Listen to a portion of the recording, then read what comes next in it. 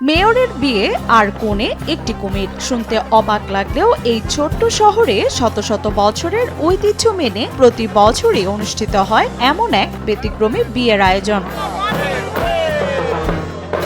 স্থানীয়দের বিশ্বাস, এই প্রতীকী বিয়ে বয়ে আনে বৃষ্টি, ভালো ফসল, সমৃদ্ধি এবং সুখ শান্তি।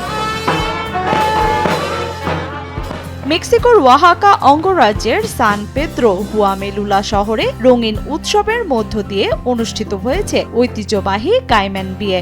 অনুষ্ঠানে স্থানীয় বাসিন্দারা গান, নাচ আর শোভাযাত্রার মাধ্যমে কাইম্যানটিকে বিয়ের জন্য সাজিয়ে তোলেন। সাদা বিয়ের পোশাকে সজ্জিত কাইম্যানটির নাম আনা সিন্তিয়া রামিরেজ আহুমাদা।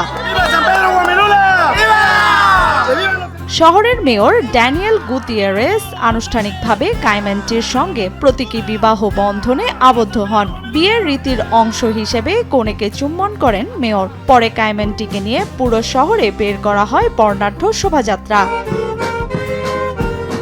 স্থানীয় মারেনা হুয়াভে সম্প্রদায়ের প্রতিনিধি হোসে লিমা কাব্রেরা জানান, কাইম্যানটি সম্প্রদায়ের জন্য কল্যাণ এবং আনন্দের প্রতীক। এটি সম্প্রদায়ের জন্য কল্যাণ, পর্যাপ্ত বৃষ্টি, ভালো ফসল এবং আনন্দের প্রতীক। তাই প্রতি বছর এই ঐতিহ্যবাহী বিয়ের আয়োজন করা হয়।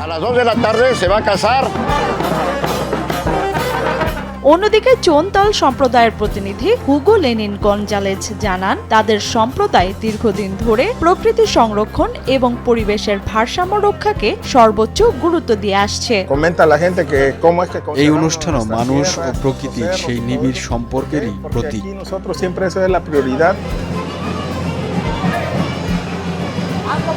ধারণা করা হয় শত শত বছর আগে হিস্প্যানিক পূর্বযুগে ওয়াহাকার আদিবাসী চোনতাল ও হুয়াভে জনগোষ্ঠীর মধ্যে এই রীতির সূচনা হয়।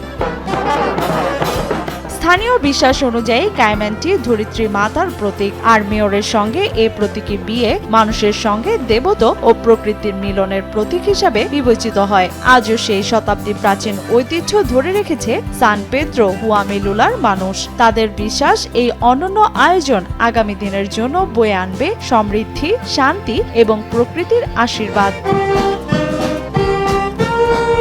লিয়ানা শারমিন, সময় সংবাদ।